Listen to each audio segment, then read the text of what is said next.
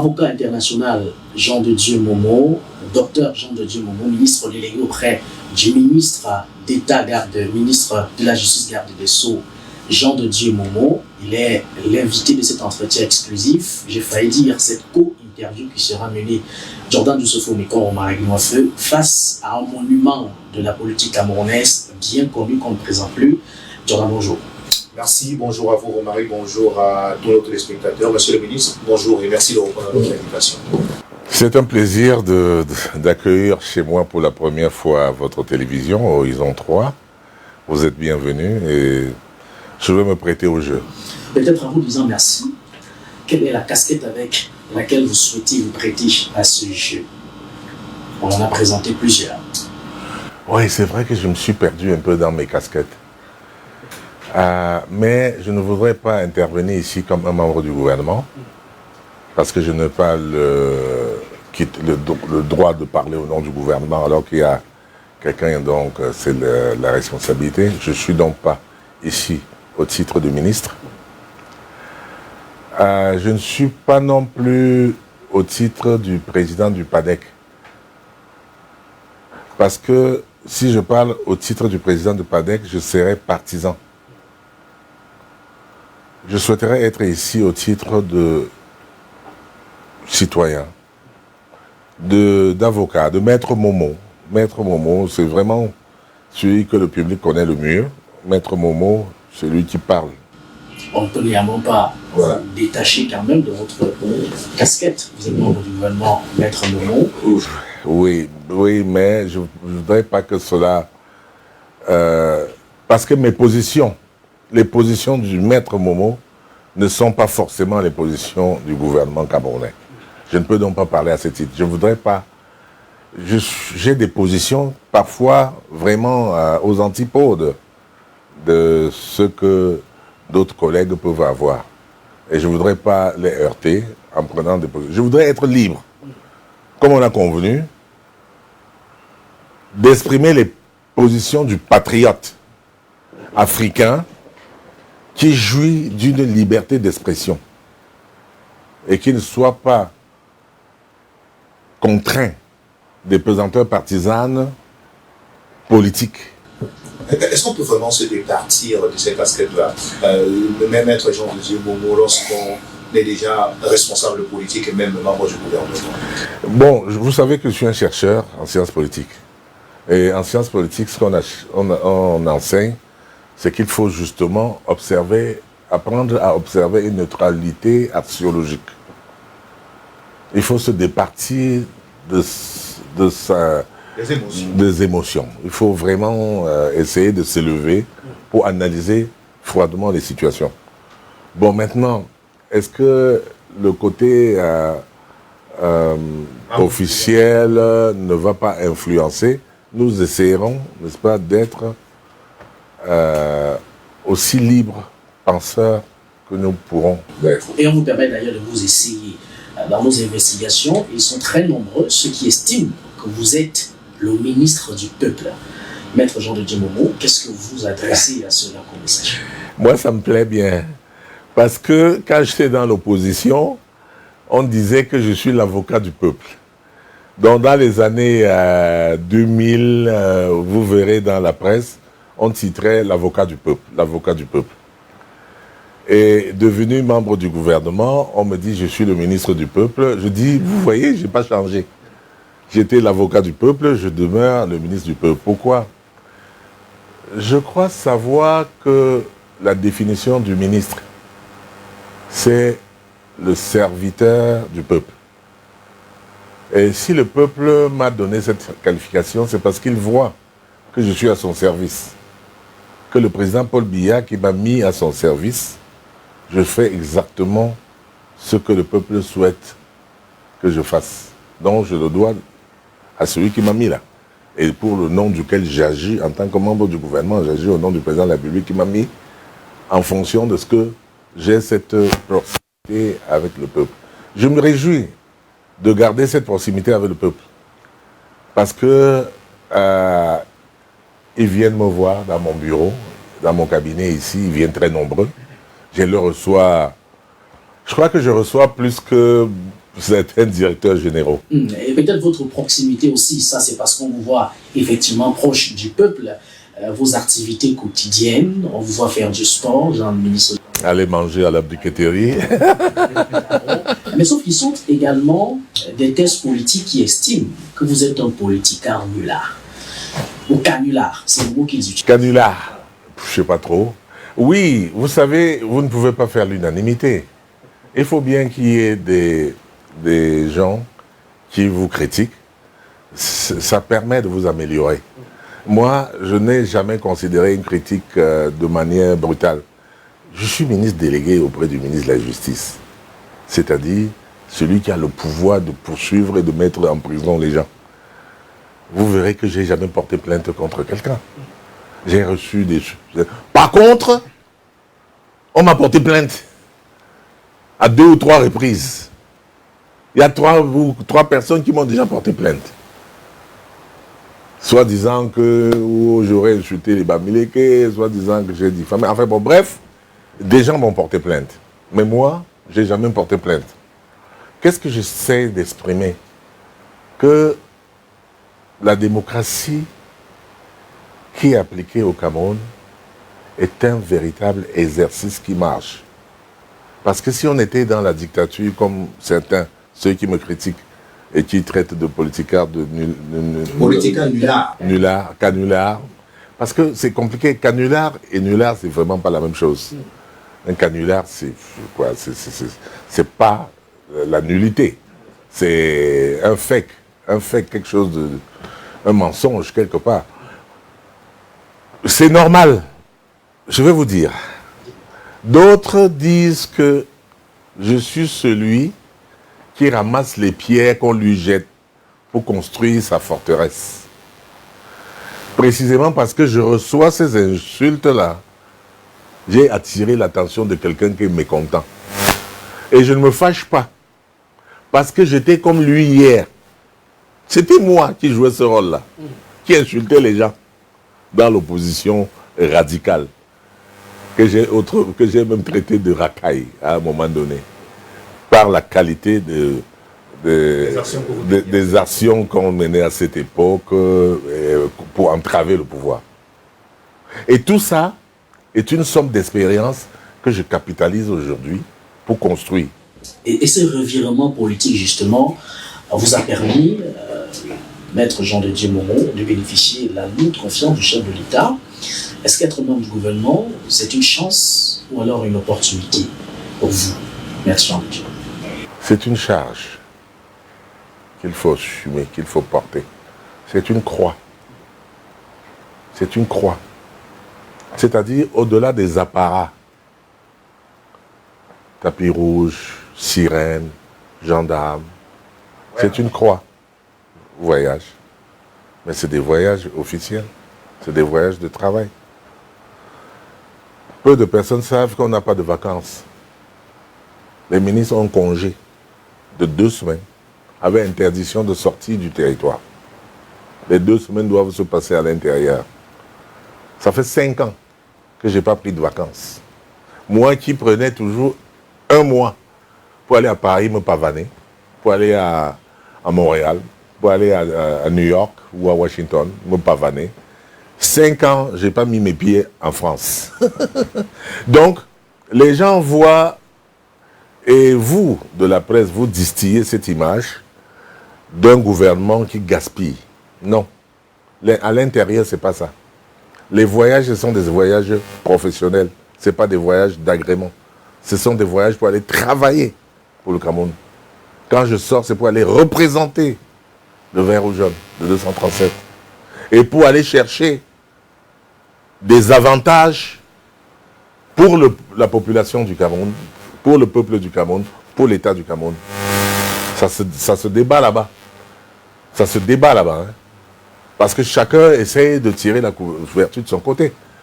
C'est y étant affronté que j'ai dit, ah, je comprends pourquoi le président de la République m'a mis ici. C'est pour aller me bagarrer. C'est parce que je suis d'abord un débatteur, on va dire ça comme ça. Je suis un bagarreur. Et donc, j'ai compris que ce n'est pas souvent aisé J'ai dit, je comprends pourquoi le président de la République m'a mis ici. Parce qu'au départ, je me disais, mais pourquoi il me met même là? C'était peut-être me récompenser pour l'avoir soutenu en 2018, mais non.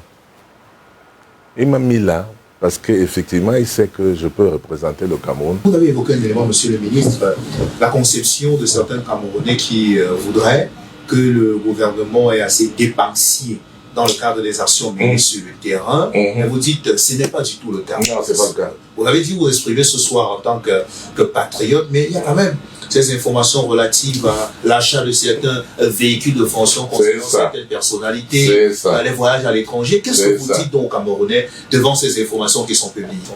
Tout à fait. Je veux vous dire que le Camerounais, grâce à vous même les journalistes, perçoit le gouvernement comme l'ennemi. Celui qui l'empêche de bien vivre. Celui qui gaspille les fonds. Monsieur, les bons de carburant, la voiture, les voyages à l'étranger, ce n'est pas des voyages d'agrément. Prenons le bon de carburant. Moi, en 5 ans, quand je suis arrivé, on m'a acheté une voiture Prado. Je suis sur les routes tous les jours.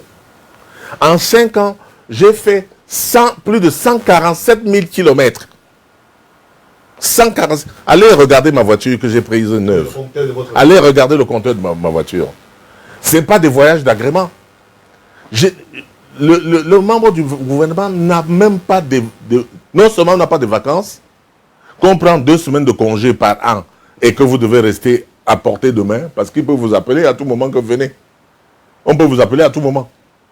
Et vous ne devez pas être en France, vous devez être capable de venir. Le bon de carburant, si vous allez, il y a les représentations de souveraineté. Il y a les cérémonies qu'on fait pendant les week-ends. Ce sont des cérémonies officielles où vous devez représenter l'État. Je sors de Konsamba pour représenter le ministre d'État, garde des Sceaux, aux obsèques d'un haut magistrat des comptes. Le bon de carburant sert à ça. J'ai passé 2 jours là-bas. Il faut aller à l'hôtel, il faut dormir à l'hôtel, l'État doit être représenté. Ce n'est pas avec ma Corolla que je veux faire la route chaque jour. Il faut quand même se protéger. Il faut protéger. Or, on a fait en sorte que j'ai l'impression qu'on veut clochardiser les ministres. Il faut qu'on aille en 2 chevaux, désormais. En 2 chevaux, là, j'arrive en combien de temps à Konsamba? Alors que la Prado me permet d'aller aussi vite que me permet le code de la route et d'être même peut-être un peu plus en sécurité. Vous savez, même les voyages à l'étranger, comme je vous dis, ce n'est pas pour aller se pavaner. Vous avez un nombre de jours limité, peut-être au trop 5. C'est-à-dire y compris les délais de route. Vous avez une cérémonie qui va durer 2-3 jours ou 4 jours au plus. Vous avez les délais de route. C'est-à-dire qui vous sont imposés par les compagnies d'aviation. Vous n'avez pas un jet privé. Vous devez prendre un avion, n'est-ce pas, commercial. Et vous devez suivre les horaires de cette compagnie. Donc, il y a les... Alors, moi, je vous dis les réalités. Je ne sais pas... Il faut que vous appreniez que les membres du gouvernement ne sont pas là pour gaspiller l'argent public. Dans la conception qui est au sein de l'opinion, elle n'est pas vraie. Non, non, elle n'est pas vraie. Vraiment, elle n'est pas vraie. Elle est même fausse. Elle est erronée. On a fait croire, et les journalistes en premier, oui, et les opposants en premier, et enfin, je veux dire, les opposants, ça dit que les gens qui sont à la recherche de la conquête du pouvoir, à la conquête des nouveaux militants, on salit le gouvernement. Alors peut-être pas. Moi, j'y suis et j'ai vu ce qu'ils font. Je n'ai pas le week-end. Et je ne sais même pas quand est-ce qu'on est samedi, quand est-ce qu'on est lundi ou mardi. Parce que ça va d'un trait. Parfois, vous ne savez pas si c'est lundi ou si c'est mardi, parce que vous avez travaillé le week-end. À vous écouter, le gouvernement travaille beaucoup. On travaille beaucoup, monsieur. Sur le terrain, monsieur le ministre, justement, plusieurs personnes disent, voilà, on ne voit pas les effets de ce travail-là concrètement dans le cadre de l'amélioration des conditions de vie des Camerounais. Que répondez-vous également à cela? Je vais vous prendre un simple exemple. Oui. D'abord, vous devez savoir ce qui se passe. Grâce à une communication héritée de la colonisation en 1960, on cherche à critiquer le gouvernement dans la conquête du pouvoir. C'est-à-dire que nous avons hérité de la colonisation un système de démocratie électorale qui vise le fauteuil présidentiel et donc qui rend qui ont transformé les membres du gouvernement en un pouvoir qui est contre son peuple. Exactement comme ils ont fait à Paris pour tuer leur roi. Pour décapiter leur roi pendant la Révolution française. C'est-à-dire qu'on fait croire que les monarques sont les ennemis de leur peuple. Peut-être en France, ils abusaient, n'est-ce pas, des peuples. Peut-être qu'ils abusaient, peut-être. Hein, moi, je n'étais pas là, mais je lis quand même dans l'histoire des choses, mais je dois m'interroger parce que quand ça me revient, et que moi qui suis arrivé au pouvoir, donc je représente un peu le monarque qu'on a voulu présenter ici, que nous avons hérité. C'est-à-dire qu'on fait croire que le président de la République et ses ministres représentent le monarque qu'on a guillotiné en France, et le monarque qu'on doit guillotiner, et qui est contre le peuple, qui martyrise le peuple. C'est une fausse conception. C'est une conception occidentale, c'est une conception coloniale dont il faut dépasser. Mais monsieur le ministre, conception coloniale, mais Yaoundé par exemple, on est très concret dans le cadre de cette interview. Vous circulez à Yaoundé, monsieur le ministre, vous voyez l'état dans lequel se trouvent nos routes, les ordures qui ont... Puis-je vous arrêter un moment? Oui. Je n'ai pas vu les ordures dont vous parlez à Yaoundé. Ok? Je ne sais pas dans quel quartier vous êtes, mais quand moi je circule dans Yaoundé, Yaoundé a 60 ans. De quel Yaoundé vous parlez? De Yaoundé où j'habite, je ne vois pas les trous dont vous parlez. N'est-ce pas, c'est seulement hier que vous étiez en train de sacraliser le délégué du gouvernement, l'ancien délégué du gouvernement de Yaoundé. N'est-ce pas, c'est lui que vous avez sacralisé en disant oui, voilà un travailleur, il a détruit les maisons pour construire les belles routes, on peut circuler. Yaoundé grandit. Moi, ce que je voulais vous dire, c'est que ne soyez pas les porte-voix colonisateurs du grand capital et des prédateurs internationaux qui veulent vous monter, vous, les enfants du Cameroun, contre votre gouvernement, en prétendant que votre gouvernement est l'ennemi de son peuple. Aucun gouvernement. Est-ce que vous avez vu, vous voulez être concret, est-ce que vous avez vu ce que ce gouvernement a fait pendant la période de Covid pour amener les Camerounais qui étaient à l'étranger? Quels sont les journalistes, les communicateurs qui ont salué et applaudi le gouvernement? Vous verrez qu'il y a très peu de personnes se sont applaudis. Mais pourtant, chaque jour, et c'est là où le gouvernement du Cameroun a joué son véritable rôle de chaque jour. Un rôle qu'il joue chaque jour et que personne ne voit. Le rôle de Superman, sauveur de son peuple. Le gouvernement est un Superman qui sauve au quotidien le peuple. Le gouvernement ne dort pas quand le peuple a faim, quand le peuple a soif. Le gouvernement réfléchit à savoir comment donner à manger suffisamment au peuple. On fait des réunions de cabinet ministériel chez le Premier ministre chaque mois. Et chaque ministre présente ce qu'il doit faire. Et nous tous, on concourt à cela. Le gouvernement réfléchit à comment mettre son peuple à l'aise. Le gouvernement n'est pas l'ennemi de son peuple. Moi, qui sors de la société civile, qui sors de l'opposition radicale, qui arrive ici et qui entend et qui tenait ce discours avec vous, qui tenait ce discours. Et quand je vois ce que le gouvernement fait, je dis, mais où est-ce qu'on va là? Est-ce que nous construisons ou est-ce que nous détruisons? Donc, il n'y a pas de problème. Le problème, c'est que vous ne communiquez pas quand il faut communiquer. Comme il faut communiquer. Vous ne voulez pas communiquer sur les réalisations du gouvernement. Vous voulez voir le train qui arrive en retard. Vous ne voyez jamais le train qui arrive à l'heure. Je pense que ce serait bon de parler du train qui arrive à l'heure de temps en temps pour donner des simulations.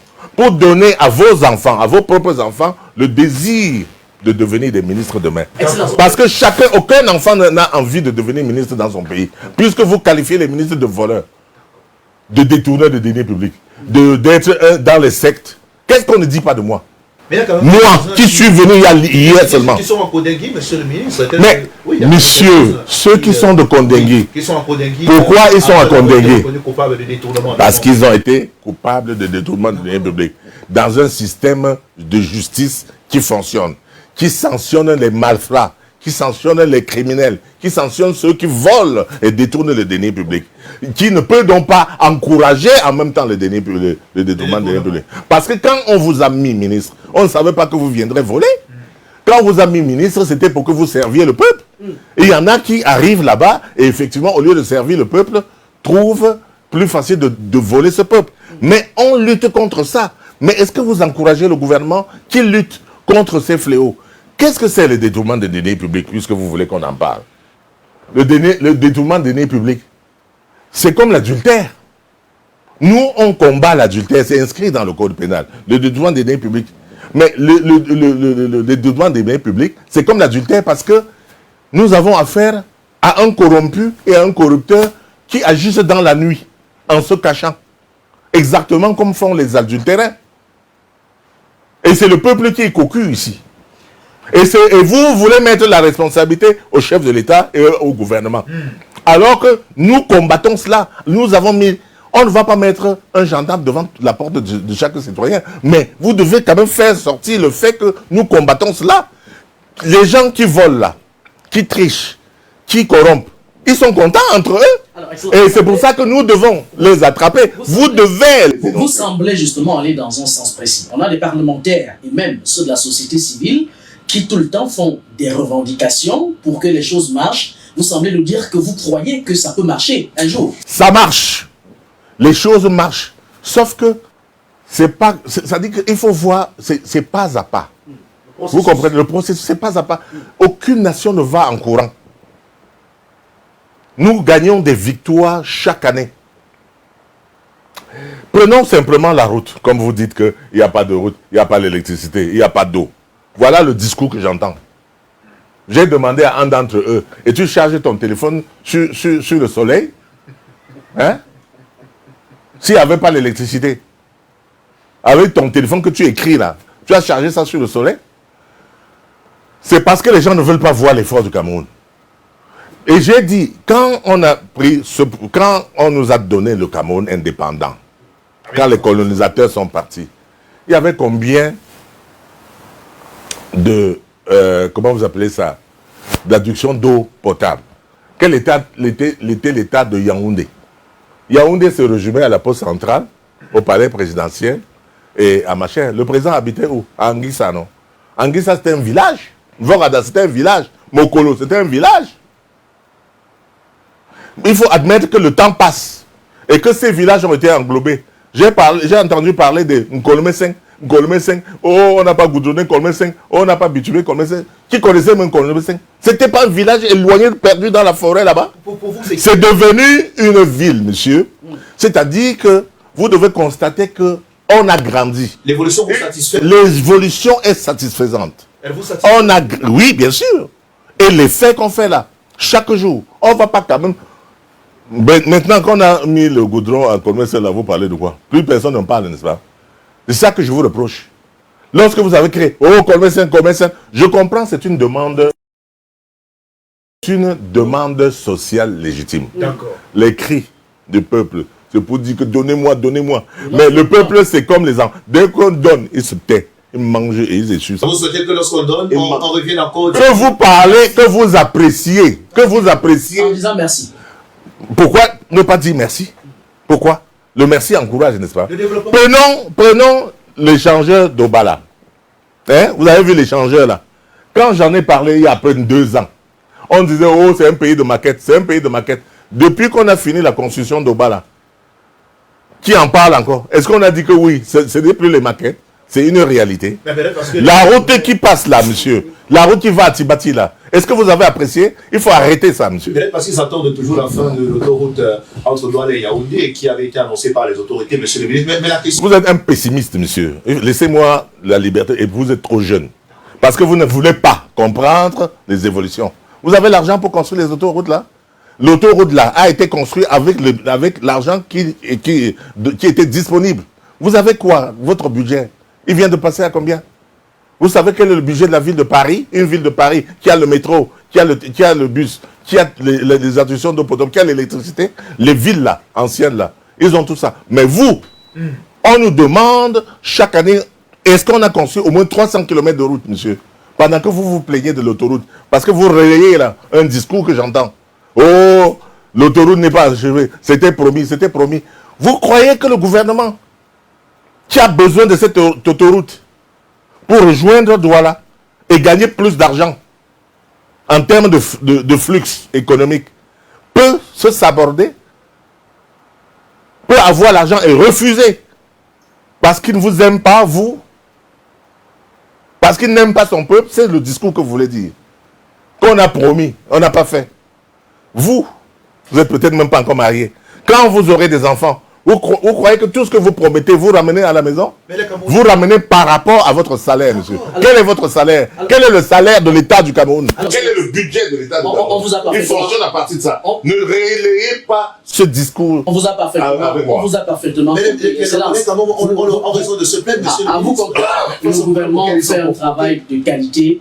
Les membres du gouvernement travaillent assez. Ils n'ont pas assez de temps. Ils n'ont même pas assez de congés. Et on vous a compris sur ce plan. Est-ce là, monsieur le ministre, maître Jean de Dieu Momo, on ne va pas se perdre dans cette interview. Vous êtes aussi auteur de plusieurs ouvrages. Le plus récent, peut-être pas encore, on ne va pas en parler tout de suite, mais dans votre thèse, il y a un mot important, d'ailleurs, que vous appréciez beaucoup. Vous parlez de la mobilisation, la démobilisation politique. Nous sommes en période de préélectorale. Peut-être nous situer dans ce contexte. Qu'est-ce que vous voulez concrètement annoncer aux Camerounais par? Vous avez vu que je me suis excité avec votre collègue tout de suite. C'est parce qu'il joue exactement le rôle de démobilisateur du peuple. Vous comprenez? Non. Il est le porte-voix ici de ceux qui démobilisent les populations contre... Non, je comprends bien. C'est normal. Parce que sinon, je ne lui répondrai pas.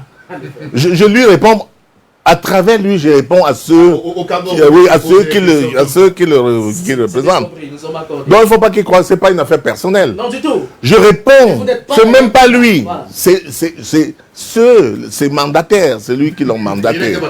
Non, c'est mandataire. C'est-à-dire que c'est mandataire. Les questions que les Camerounais se posent. Voilà, se posent. Vous faites bien de les poser. Et si j'ai parlé de la démobilisation politique, c'est parce que j'ai fait le même travail que vous, là. Le travail de la démobilisation. Dénoncer. Vous êtes quoi? Dénonciateur public? Dénoncer, c'est quoi? Vous dénoncez quoi? Vous dénoncez un criminel?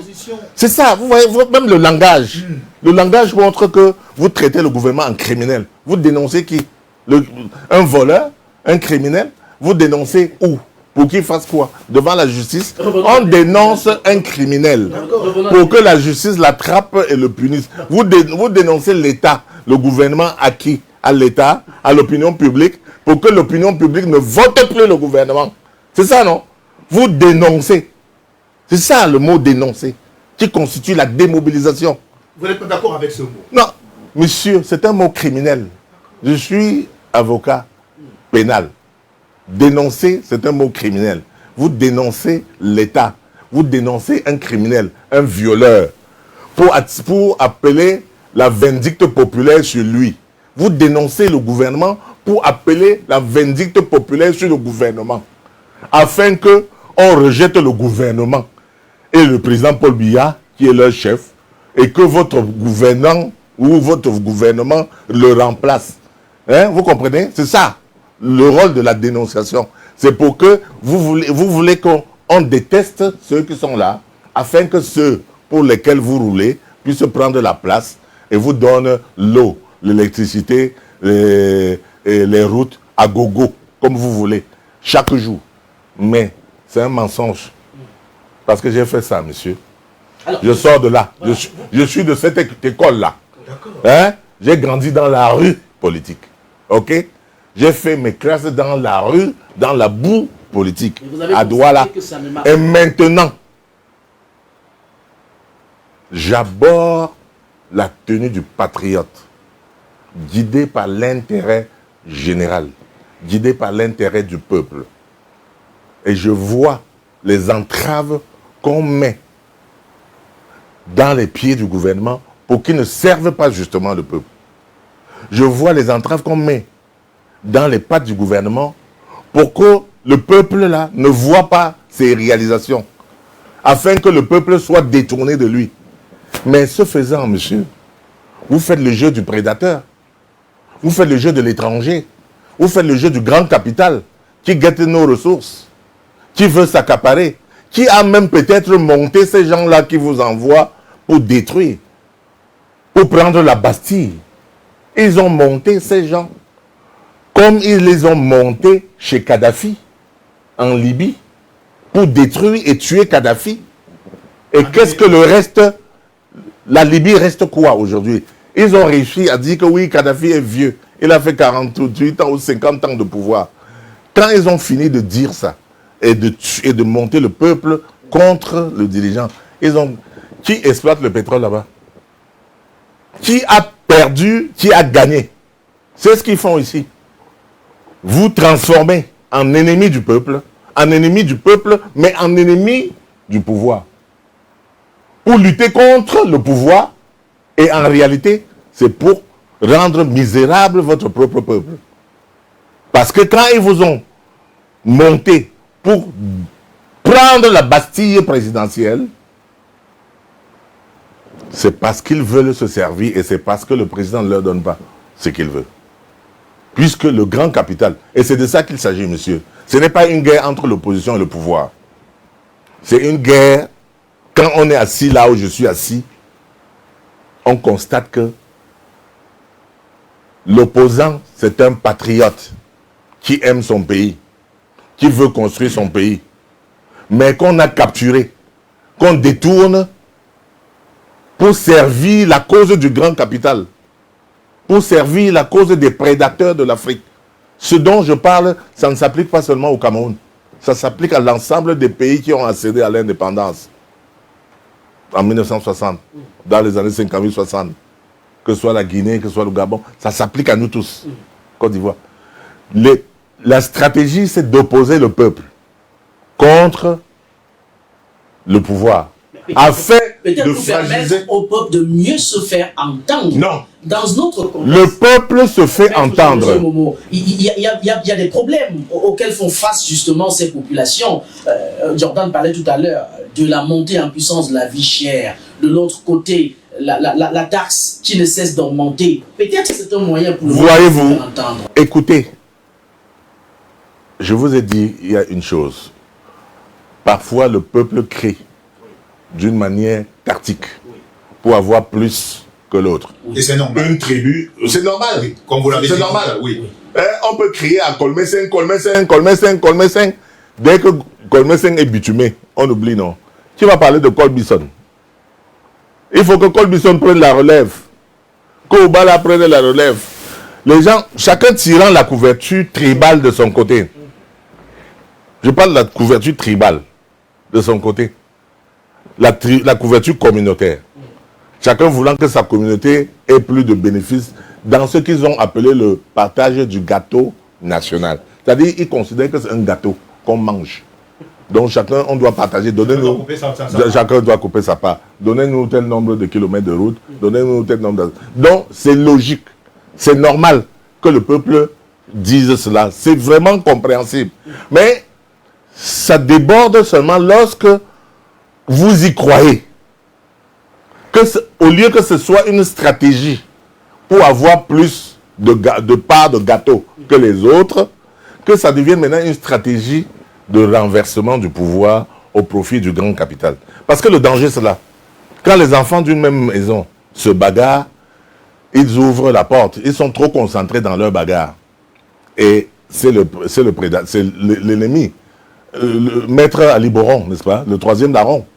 Le troisième larron va s'emparer, n'est-ce pas, on dit souvent une civilisation est détruite de l'extérieur, que si elle est rangée en priorité à l'intérieur. J'imagine bien que c'est ça que vous demandez. Donc vous savez ça. Vous savez ça. Avant d'être le porte-parole de ceux qui détruisent. Je suis porte-parole de personne. Mais monsieur le ministre, la question c'est, aujourd'hui, fondamentalement, qu'est-ce que vous voulez donc au regard des ouvrages que vous écrivez, qu'est-ce que vous voulez que le Camerounais fasse de façon concrète pour être dans la dynamique dans laquelle vous vous trouvez depuis que vous avez quitté ce que vous qualifiez d'opposition qui ne comprend pas grand-chose aux enjeux? Écoutez, je suis arrivé à une conclusion que pendant que nous nous battons entre nous, nous ne contribuons pas véritablement à la construction de notre pays.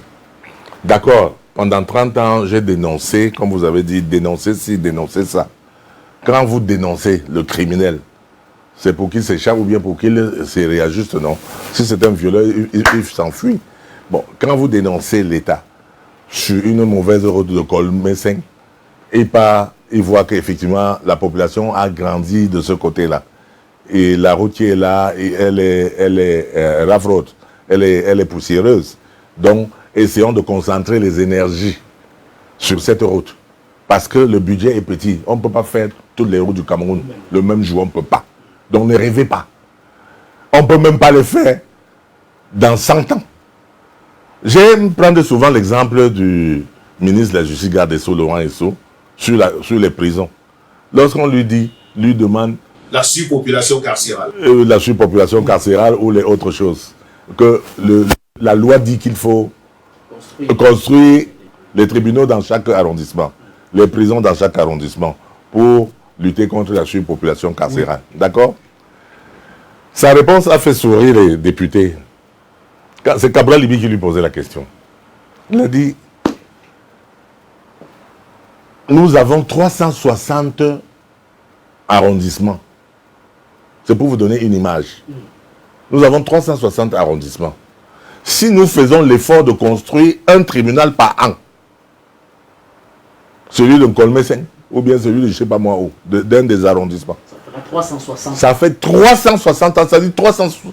Or, le gars d'aujourd'hui, de 2024, lui, votre collègue, il veut qu'on fasse ça le même jour, enfin, ceux qui pensent comme lui. Il faut qu'on construise ça le même jour. Ça va prendre 3 siècles. Ça va prendre 3 siècles. Il faut accepter que nous avons hérité d'un État qui a été construit par les pères fondateurs, les Aïdjo, les Fonja, à leur niveau. Et qu'à notre niveau, nous sommes en train de continuer et faire notre temps, le maximum que nous pourrons, pour que nos enfants qui vont nous remplacer vont continuer. C'est une continuité. Donc si vous réfléchissez en termes de l'État qui doit construire tout le même jour, et c'est le discours que le prédateur vous envoie pour nous détester, pour détester ceux qui sont au pouvoir, ce discours, c'est un discours trompeur. C'est le discours du corbeau et du renard. Maître corbeau perché sur un arbre. Et on lui dit, vous êtes joli, vous êtes mignon. Allez vous attaquer. Allez, vous êtes très beau. Attaquez-vous au pouvoir de Paul Biya. Nous vous donnerons les routes. Nous vous donnerons le fromage. Nous vous donnerons tout ce que vous voulez. Et ça va terminer par Kadhafi. Donc moi, quand j'arrive là-bas, animé comme j'étais dans l'opposition, je découvre que moi je combattais le combattant. Je découvre que celui qui préservait les intérêts du peuple camerounais, c'est justement Paul Biya et son gouvernement. Je découvre qu'en fait, ils font beaucoup de choses, ils communiquent même. Mais il y a la désinformation qui tue le travail gouvernemental. Qui est à l'origine de ces désinformations? Vous, monsieur. Vous. Oui, vous. Vous êtes un exemple parfait. Vous, de la communication, vous êtes un exemple parfait du danger que court notre pays. C'est-à-dire, vous êtes, vous êtes un exemple parfait de cheval de Troie. C'est-à-dire l'ennemi dans la maison. Vous êtes là pour distiller le discours empoisonné de l'Occident. Oui, vous avez le sentiment. Mettez-vous au-dessus. Mettez-vous au-dessus. Quel est l'intérêt de votre pays? Quel est l'intérêt de vos populations? C'est de porter le cri des populations à l'endroit des... Moi, je crois que l'intérêt de votre population, c'est d'avoir à manger suffisamment. Ce n'est pas à nous de les donner à manger. Pourquoi vous ne pouvez pas leur donner à manger? Nous faisons notre travail de... Vous pensez que justement, il faudrait donc interroger la profession de journalisme en Afrique. Est-ce que ça consiste à dénoncer le pouvoir? Est-ce que ça consiste à éduquer le peuple? Ou à dénoncer le pouvoir? Parce que vous avez deux sortes de journalistes. les journalistes porte-pouvoir ethno-communautaires, hein, les champions de l'indignation ethno-communautaire, qui dit que 30 ans de pouvoir, 42 ans de pouvoir, sans route, sans électricité, ce sont les champions, n'est-ce pas, de l'indignation ethno-communautaire. Voilà, ça s'est réduit. Et quand vous les cherchez, vous les localisez dans un parti tribal. C'est-à-dire que les partis, en général, les militants suivent le leader de leur parti. Et donc, ce sont des leaders des partis tribaux, en général. C'est-à-dire, si vous êtes Bassa, tous les Bassas sont derrière vous. Si vous êtes Bamileke, tous les Bamileke. Si vous êtes machin du PADEC, on va dire tous les champions. Puisque vous parlez même de PADEC, on ne doit pas faire un procès aux journalistes dans le cadre de cette interview. Vous ne voulez pas que je fasse le procès? Question simple, comment se porte le PADEC à l'heure actuelle? Non, pardon, nous étions sur un sujet d'une extrême importance. Nous étions sur un sujet... La construction du Cameroun à l'avenir du Je viendrai. Je vais revenir au PADEC. Je voulais dire ceci. D'ailleurs, j'ai esquissé ça dans mon livre, qui est une contribution. Ce livre, je pense... Le changement à l'unité par le rassemblement. Oui. Je suis en train de proposer ceci. Regardez pendant 30 ans ce que nous avons fait. Moi, j'ai été 30 ans dans l'opposition, radicale à critiquer. Je suis en train de dire à mes frères, à mes amis de l'opposition et à ceux du pouvoir que nous sommes partis de l'Union pour le changement dans les années 90, 90, avec candidat unique de l'opposition, etc., etc. En 2024, vous parlez de l'Alliance pour le changement, ce qui est sémantiquement la même chose que l'Union pour le changement des années 90. Alors, est-ce que vous ne pensez pas que nous pourrions évoluer, que on dit ici, dans le sud, dans le centre, que quand vous rencontrez dans la forêt un même arbre 2 fois, c'est que vous vous êtes égaré. Est-ce que vous ne voyez pas que nous sommes en train de tourner en rond? De l'Union pour le changement à l'Alliance pour le changement. Est-ce que ce n'est pas la preuve que l'opposition est perdue? Est-ce que ce n'est pas l'indicatif, un indicateur de ce que vous devriez faire les états généraux de cette opposition et voir où vous en êtes? Est-ce que ce n'est pas la preuve que vous avez consommé le poison colonial qui nous a été distillé pour nous séparer? Est-ce que ce n'est pas le moment d'évoluer vers l'unité par le rassemblement de toutes les forces vives? Il s'agit de pour la construction de notre pays. Concrètement, je fais observer que les pays occidentaux qui nous ont vendu au forceps la démocratie électorale, la démocratie de la chaise du fauteuil présidentiel, la démocratie telle que nous la pratiquons en Afrique, nous ont donné un poison qui nous empêche de construire nos nations comme eux. J'en viens. Parce que eux se sont construits dans des régimes centralisés très très forts. C'était des royaumes, des monarchies. Je n'invite pas à venir dans les monarchies ou dans les partis uniques comme les gens m'ont souvent dit quand je discute avec eux pendant que j'écrivais ce livre. Ils se sont construits, écoutez-moi très bien, dans les monarchies. On vous écoute, on vous écoute. L'Espagne, la France, le Royaume-Uni, l'Angleterre, qui ont conquis le monde, ok? Qui ont conquis le monde et donné leur idéologie au monde. C'est-à-dire qu'en Afrique du Sud, c'est l'Angleterre, on parle anglais, on conduit les voitures à gauche, etc. En Espagne, l'Espagne vient en Amérique latine, a conquis l'Amérique latine. En Amérique latine, on parle espagnol. Les Portugais viennent Rio dos Camaroes et viennent en Angola, instaurent leur régime et on parle le portugais là-bas. Ces gens-là, c'est parce qu'ils étaient puissants dans des régimes forts. Je suis en train de m'interroger si la démocratie ne les a plutôt pas, la démocratie qu'ils ont adoptée, la prise de la Bastille en France, pour ce qui concerne la France, ne les a pas plutôt affaiblis. Parce que quand j'observe leur démocratie actuellement, comme en France, ils viennent de passer la reconfiguration du paysage politique. La reconfiguration, comme vous dites. Mais quelle configuration? C'est-à-dire que unissons-nous contre l'un, contre l'autre. Tout le monde, tous unis contre l'autre. Voilà l'expression de la démocratie qu'ils veulent donner là-bas. Tous unis contre le Rassemblement. Depuis 2002, avec Jean-Marie Le Pen, c'est comme ça. Donc, mais ce n'est pas de ça que je parle, ça les regarde. Ce qu'ils nous ont vendu, c'est que la démocratie du fauteuil présidentiel, qui m'apparaît comme une coupe qu'on joue chaque 5 ans ou chaque 7 ans. On jette le ballon électoral, le fauteuil électoral, et on s'affronte. Pobia, Kamto, Momo, Frundi, Cabral Libi, vous jouez. Et ils sont dans les tribunes à boire du champagne et à exploiter vos ressources. Pendant que vos énergies sont concentrées sur le fauteuil présidentiel, est-ce qu'il n'est pas temps qu'on fédère ces énergies, qu'on gaspille tous les 5 ans, tous les 7 ans? Je parle de 7 ans au Cameroun, mais je parle de 5 ans en Côte d'Ivoire, au Gabon, un peu partout ailleurs. Est-ce qu'il n'est pas temps de fédérer les forces vives vers un objectif commun, au moins jusqu'à ce que nous puissions apporter à notre peuple ce qu'il attend, les infrastructures routières, les infrastructures scolaires, sanitaires, l'eau, l'électricité et tout ça. Parce que eux ont construit tout avant d'aller vers la démocratie que j'ai qualifiée de récréative, de divertissement. Qu'est-ce qu'ils font aujourd'hui?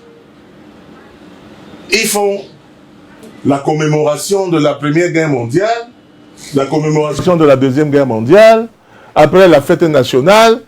Quand ils ont fini le programme, l'année s'est écoulée. Ils s'occupent de la diplomatie internationale. Ils font les guerres aux États-Unis. On va attaquer l'Irak, ou bien on va soutenir qui, on va faire. Donc, c'est la diplomatie. Or, les présidents africains, on n'attend pas ça d'eux. Leur peuple attend qu'on construise 300 km de routes bitumées par an. Qu'on fasse un barrage hydroélectrique pour donner l'électricité aux gens. Qu'on fasse circuler l'eau dans les villes. Qu'on électrifie les villages. Et qu'on y apporte le confort. Donc, on n'a pas la même chose. On ne peut pas pratiquer la même démocratie que eux. Ils ont une démocratie récréative de divertissement. Nous devons nous concentrer à ce qui est important pour notre peuple. Les opposants ne sont pas les ennemis du pouvoir, du pays. Ce sont des démocrates, ce sont des patriotes. Ce sont des patriotes qui aiment leur pays. Est-ce qu'on ne peut pas faire un rassemblement des patriotes pour regarder ensemble? Parce que la démocratie que nous avons héritée de l'Occident, c'est quoi? C'est que tu prends un mandat, comme George Weah l'a fait au Libéria. À peine tu finis ton mandat, on dit que non, laisse la place au prochain. Qu'est-ce que tu peux faire avec un mandat de 5 ans? Qu'est-ce que vous pouvez faire quoi avec un mandat de 5 ans? Vous pouvez... C'est-à-dire qu'à peine vous êtes en train de faire l'état des lieux, qu'on vous dit que votre temps a expiré. Donc vous serez pour la des élections. Alors, monsieur, alors, oui. Je ne suis pas encore loin là-bas. Je suis à mon petit niveau ici. D'accord. Dans mon petit niveau, je suis en train de faire un constat que cette démocratie électorale que vous nous avez vendue, qui consiste concrètement à ce que je prenne le pouvoir, je mets mon programme de construction de la fondation d'un Cameroun de 5 chambres. À peine je suis en train de mettre la fondation de 5 chambres, que vous me dites que mon temps a expiré. L'autre prend. Il dit, pourquoi moi j'ai envisagé 5 chambres? Non, lui, il rase tout parce que lui, il lui faudrait 6. Il reprend à tout nouveau. Nous sommes déjà à 10 ans. Et vous êtes pour la... Dès que lui, il a à peine commencé, on lui dit, ton temps a expiré. On vous a compris. Donc, alors, si nous allons comme ça, est-ce que nous arriverons à construire l'immeuble Cameroun? Jusqu'au 10e. Vous apportez une proposition tout à l'heure, Jean de Dieu Momo. Vous êtes donc pour le fait qu'il faut que les énergies se mettent. Exactement, c'est ce que je propose ici dans ce livre. C'est ma contribution à la construction du Cameroun nouveau que certains appellent, du Cameroun exemplaire que l'autre appelle. Et vous pensez que cette proposition peut prospérer, peut être écoutée par les autorités qui dirigent le Cameroun? Ce n'est pas eux qui doivent écouter, c'est le peuple. Ah d'accord. Parce que j'attaque là-bas les non-sens, les idées, les idéologies ethno-communautaires qui entravent le développement de notre pays. Comme je vous ai dit, les partis politiques sont à l'effigie de leurs leaders et donc de l'ethnie de leaders. Donc, j'attaque ces idées reçues. Les idées reçues là, qui participent à mobiliser un peuple contre le pouvoir. Par exemple, on va dire que le Bamileke est le caillou dans la chaussure du Cameroun. C'est Lamberton qui l'a dit. Un jour, je l'ai cité et tous les Bamileke se sont tombés sur moi. Que j'ai insulté les Bamileke, que j'ai dit que c'est un caillou dans la chaussure. J'ai dit que c'est pas moi, c'est Lamberton. C'est le colonel Lamberton, un blanc, qui l'a dit en 1960. C'est pas moi. On m'a même porté plainte pour ça. J'ai reçu 2 plaintes. On m'a convoqué au tribunal pour ça. J'ai répondu que les gens qui parlent de ça là, est-ce qu'ils ont un mandat, une procuration tribale? Ils représentent leur tribu. Parce qu'ils disent que j'ai insulté les Bamileke. Je dis, quelle est votre procuration tribale? Parce que moi-même je suis Bamileke. Et l'un de ceux qui me portait plainte, il est de mère Bamileke, de père Bamileke et de mère de Bassa ou quelque chose comme ça. Et l'autre est un type qui a grandi dans une mairie, qui est né à Loum, qui a grandi à Loum, qui est maire de Loum, qui me porte plainte que moi j'ai insulté Bamileke. Je suis un Bamileke de Tchang. J'ai grandi à Tchang. Toi, tu es né à Loum. Qui est plus Bamileke que qui? Donc, je vous donne simplement ces détails. Si vos propositions, vous souhaitez que les Camerounais fassent quoi de ces propositions? Que nous réussissions à renverser les frontières tribales qui existent de manière instinctive dans chacun d'entre nous, sans renier notre spécificité ethnique.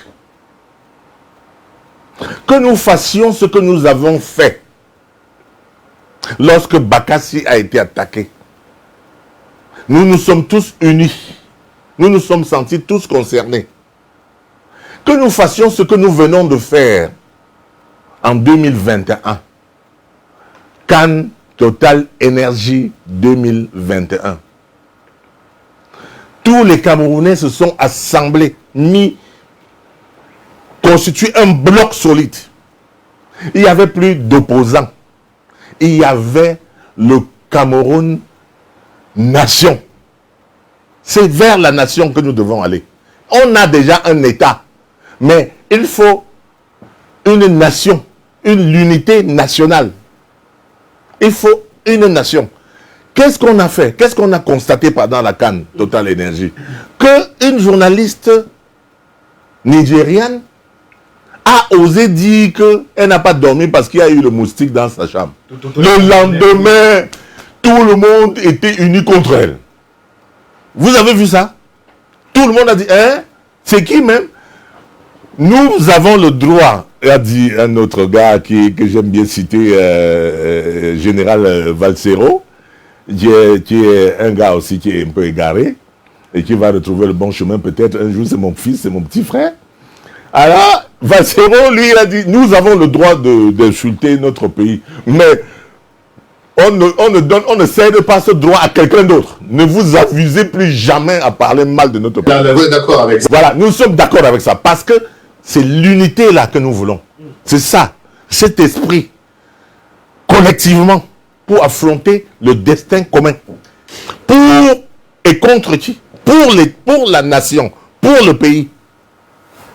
Pour la grandeur du Cameroun, 237 verts ou jaunes, et contre les prédateurs internationaux, parce que c'est de ça qu'il s'agit. Alors, nous tirons. Et sur ça, je chute.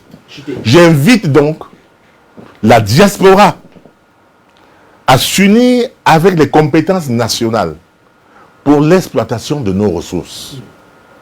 Parce que le pétrole, le diamant, l'or, dont notre ressource le regorge, vous avez combien d'experts pour exploiter?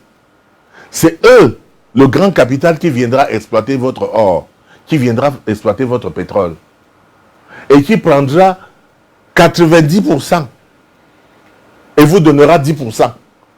Parce que lui, il a la technologie. Alors que nos enfants sont à la NASA, sont dans de grandes firmes pétrolières là-bas, sont dans de grandes entreprises, sociétés. Vous les invitez à rentrer au Cameroun.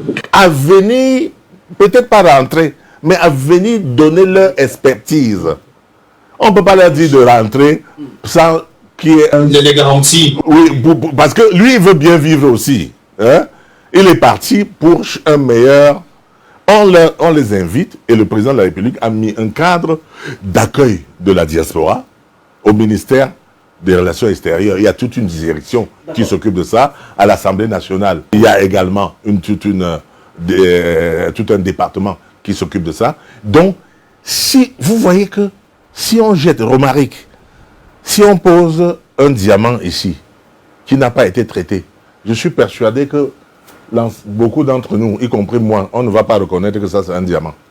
Si on porte l'or, non, tu cognes avec le pied parce que c'est un caillou. Tu crois que c'est un caillou qui est sale même, avec la poussière, avec la terre sur ça. Parfois c'est pour voir de quoi il s'agit et puis on ramasse. Voilà, mais on ne sait pas.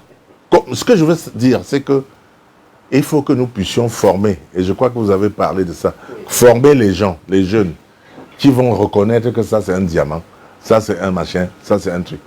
Parce que nous ne sommes même pas encore formés pour reconnaître les richesses dont notre sous-sol regorge. Vous parlez là d'un élément assez important. Vous êtes politologue par ailleurs, la conscience géographique, la conscience géopolitique qui manque un peu dans notre contexte aujourd'hui. Est-ce qu'il n'y a pas également un problème avec Jean de Dieu Momo, ce système éducatif? Juste un mot sur le sujet, parce qu'aujourd'hui, en notre système éducatif doit être retouché. Nous sommes d'accord avec ça. D'ailleurs, le ministre en charge de l'éducation secondaire, Mme Nalova, l'a dit même un temps. Avec l'arrivée des nouvelles technologies, avec l'arrivée de l'intelligence artificielle, il faut absolument revoir notre formation scolaire. Il ne faut plus que nous continuions à former les gens pour être des chômeurs de demain. Il faut, et l'État a pris conscience de ça. C'est-à-dire au niveau scolaire, au niveau des lycées techniques. Hein, le lycée technique de Colbison, par exemple, m'invite très souvent pour montrer, n'est-ce pas, l'expertise de ces étudiants. Donc, il y a déjà ça. C'est-à-dire que quand un élève sort du lycée, qu'il est déjà prêt à devenir un entrepreneur, qu'il peut ouvrir une entreprise. Quand on sort de Polytech, on ne va pas seulement en France ou au Canada pour chercher du travail, qu'on soit capable de chercher. Parce que l'État dépense beaucoup d'argent pour former nos polytechniciens, pour former nos normaliens dans les écoles normales, pour former tous ces gens-là, à Gaoundé, les médecins. Mais nous n'avons pas fait comme la Suisse. Parce qu'en Suisse, quand l'État a mis de l'argent pour former quelqu'un, si tu vas à l'étranger offrir ton expertise, tu dois rembourser l'argent de l'État. Mais ici, nous les formons à perte. Nous formons tous ces médecins, tous ces polytechniciens, tous ces normaliens, et ils partent servir le Canada, les États-Unis, la France. Ils ont été formés par nous. Ils brillent là-bas. Ils brillent. Ça veut dire que notre système n'est pas mal. Notre système n'est pas mal. Mais il faut qu'on l'améliore de telle manière qu'il puisse servir à développer le Cameroun et non plus à aller développer les gens qui sont ailleurs. Remarquez tous les gens qui sont dans l'opposition à l'étranger là. Les Niamsi qui est docteur, Wakamoun qui est professeur là. Il a été formé ici là. Je lui ai dit un jour que Niamsi rembourse d'abord l'argent que le Cameroun a mis sur toi avant de parler. Parce que tu sors, tu as fait le lycée de Yabassi, tu fais l'université de Yaoundé, tu as la bourse, on te paye, après tu pars en Europe et tu viens vitupérer. Donc rembourse-nous. Depuis que je lui ai dit ça, il ne me parle plus. Donc, bon, mais nous tirons vers la fin de cette émission. Maître Jean de Dieu Momo, vous me permettez de coller en commentaire par rapport à l'actualité qui prévaut au Cameroun. Dans quelques mois seulement, les élections présidentielles, officiellement pour 2025. Et vous le savez également, la prorogation du mandat des députés. Quel est vous le commentaire que vous pouvez faire sur la question?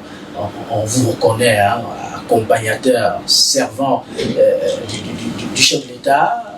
Quel est le commentaire que vous faites au regard de l'actualité qui prévaut maintenant? Je pense que j'étais à l'Assemblée ce matin et le président de l'Assemblée a effectivement annoncé que le mandat des députés a été prorogé, celui des conseillers municipaux le sera également. Mais l'explication qu'on donne est tout à fait logique. Nous ne pouvons pas nous permettre d'organiser 4 élections en une seule année. D'ailleurs, j'explique en partie cette question électorale. Dans votre ouvrage. Parce que j'ai dit que, est-ce qu'on ne gagnerait pas, d'ailleurs vous avez même touché ça un peu dans votre question, est-ce qu'on ne gagnerait pas à faire l'économie de ces élections cycliques? Est-ce qu'on ne gagnerait pas? Ça coûte beaucoup de milliards. Ça coûte trop d'argent. Ok? Bon, pour nous autres politiciens, membres des partis politiques, c'est du pain béni. Ça nous profite puisque l'État va nous donner l'argent pour faire notre campagne. Il y a une quote-part que l'État prescrit qu'on doit donner aux partis. Donc pour moi, quoi dedans? Je prends l'argent, mais je suis un patriote. J'estime que c'est de l'argent qu'on prend pour rien. Est-ce qu'on ne ferait pas l'économie de cet argent pour augmenter le nombre de kilomètres de route de 300 à 400? Parce que chaque année, on doit prévoir qu'on doit dépenser des milliards là-bas, alors que le peuple, lui, il n'attend pas vraiment ça. Le peuple dit quoi? Le peuple dit que s'il a à manger, à boire, la lumière pour s'éclairer, ses enfants, la santé, Paul Biya peut rester même 100 ans. Voilà ce que le peuple dit. Il peut rester même 100 ans. Parce que, et ça, je l'ai relevé ici, pour dire quel est l'essentiel pour nous. Est-ce que c'est le fauteuil présidentiel ou est-ce que c'est le bonheur du peuple? Chacun veut vivre bien. Si Paul Biya reste là-bas 100 ans et que tu as à manger pour ta famille, que tu peux soigner, que tu peux loger, que tu peux véhiculer, que tu peux avoir vraiment l'éducation pour tes enfants, le minimum vital. Il fait ça, il fait même 1 an, 100 ans. Une partie de ce peuple-là pense justement parfois. Oui, ça c'est le peuple. C'est la partie du peuple qui est alternance à la tête du système sommet de l'État pour justement et il puisse manger à sa faim. C'est ça. Je dis que c'est la partie du peuple cheval de Troie auquel on a vendu l'alternance comme étant le sommet, qu'on a vendu le fauteuil présidentiel pour qu'il s'occupe de faire ce qu'on a fait en Libye. Je vous explique ça, vous ne comprenez pas ça, vous voulez que je parle encore. On vous a compris, Maître Jean de Dieu Momo. Parlons cette fois-ci du G20 pour sortir. Est-ce que vous comptez rester toujours une figure importante? Je suis une figure importante du G20 et je ne trahis aucun secret si je vous dis que beaucoup de partis nous ont rejoints dans l'intervalle. On peut les citer? Nous avons pas, non, pas encore. Nous avons perdu quelques leaders, dont les partis sont en train de s'organiser pour nous donner les remplaçants. C'est-à-dire, parce que c'est des formations politiques, ce n'est pas attaché à la famille, ce n'est pas attaché aux leaders. C'est des secrétaires généraux, les gens qui ont le vice-président, ceux qui ont pris la partie. Mais nous ne serons plus 20. Vous aurez plus? Oui, je pense. Le G20 va changer. Ou le G20 va devenir peut-être le G30. Ou le G40 peut-être aussi. L'objectif reste le même. L'objectif reste le même. C'est-à-dire, patriote, républicain, qui soutiendra en 2025 la candidature du président Paul Biya. Si c'est lui qui part. Et si ce n'est pas lui? Si ce n'est pas lui, nous aviserons. Et vous soutiendrez d'autres personnes? Nous pourrons soutenir une autre personne s'il est dans la lignée présidentielle. Si le président nous dit que c'est lui. Ouais, bon, moi, je parle ici pour le compte du PADEC. Oui. On vous écoute. Je ne parle pas pour le compte du G. Effectivement. Le PADEC va s'aligner derrière le choix présidentiel si ce n'est pas le président qui part. Mais derrière le choix du président Paul Biya. Mais le PADEC a déjà dit que nous soutenons le président Paul Biya. Mais si d'aventure, il écoute les bruits qu'il est âgé, moi j'ai dit que le président est une institution qui n'a pas d'âge. Le PADEC dit que le président est une institution qui n'a pas d'âge. Il peut faire 100 ans ou même 150. Même 200. Tant qu'il vit. Oui. Tant qu'il vit. Parce que nous avons besoin d'un régime stable pour arriver là où nous sommes. Si nous n'avions pas eu un régime stable de 42 ans qui a suivi celui de 23 ans, le Cameroun ne serait pas à ce stade-ci. Et pour vous, le meilleur choix aujourd'hui, c'est Paul Biya. Pourquoi? Demandez-moi pourquoi. Pourquoi? Parce que quand Paul Biya gouverne, je gouverne. Ok? C'est aussi simple que ça. Tant que Paul Biya est là, moi je suis là pour vous servir. S'il n'est pas là, si vous prenez votre, je ne sais pas qui vous mettez à la place, il va me chasser, je ne serai pas là. D'accord? Qui va se faire harakiri? Si Paul Biya est là, il a su ma place en même temps. Et vous, qui êtes avec moi, vous, je parle de vous, mais je parle aussi de mes militants. Vous parlez des Camerounais qui me suivent. À travers les réseaux sociaux. Oui, non, même présents, qui viennent me voir. Oui. Je suis un politicien à la recherche de lucre politique. Donc si Paul Biya est là, c'est le politicien qui parle maintenant. Si Paul Biya est là, moi je suis là. Et j'obtiens donc le lucre politique, le bénéfice politique que je distribue, que je redistribue à mes militants. Jean de Dieu Momo, oui, ministre délégué, certaines personnes estiment que voilà, c'est pas une fonction qui correspond à un pédigré qui est le vôtre. Merci de me donner tant de pouvoir, tant de compliments. Ce que je vais vous dire, pour sortir, c'est que le poste de ministre délégué, beaucoup d'entre vous l'ont dit, il était méconnu jusqu'à ce que j'arrive. Non. Donc, le poste, c'est la personne qui le valorise. Je ne suis pas le seul ministre délégué. Mais tout le monde est concentré sur qu'est-ce que Momo a dit, qu'est-ce que Momo pense, qu'est-ce que le ministre délégué va dire. Mais parce que vous communiquez beaucoup à travers les réseaux sociaux. Je communique. Mais en même temps, parce que je travaille dans mon poste à faire exactement ce que le président m'a demandé de faire. L'affaire des droits de l'homme, là, c'est moi qui m'occupe de ça ici. L'affaire de justice, là, je m'occupe de ça ici. Vous avez vu comment c'est plein toujours dans mon bureau, dans ma salle d'attente, non? C'est plein. C'est plein, là. C'est des gens qui viennent pour des affaires de justice. Je suis là pour ça. Je les reçois. Il y en a qui ont juste besoin de me voir pour être rassurés. Vous êtes allé à votre place. Je suis bien à ma place. Vous n'espérez pas plus. Non, mais si on me donne plus, je prends. Est-ce qu'il y a un problème par rapport à ça? Merci. Qui a dit que moi, je ne suis pas Boutoukou quand même? Si on me donne plus, je prends.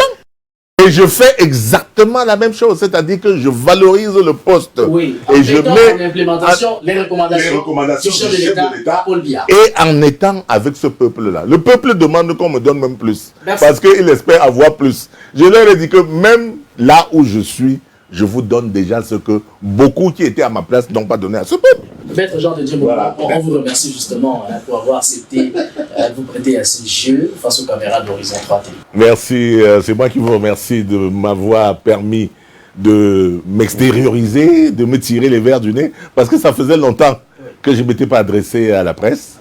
Et donc, vraiment, voilà. Merci de nous avoir donné cette exclusivité de Voilà, mais c'est surtout vous, Romaric, parce que vous m'avez pris au piège là. La clarté dans la réponse, merci. Voilà. Chers téléspectateurs, merci également à vous pour nous avoir prêté une oreille plutôt attentive. On espère que le ministre a bien pu vous rassurer au regard de sa position politique, d'ailleurs occupée depuis quelques années aujourd'hui. On vous dit infiniment merci et le rendez-vous est pris pour un autre jour certainement dans le cadre de notre entretien encore plus exclusif. À bientôt.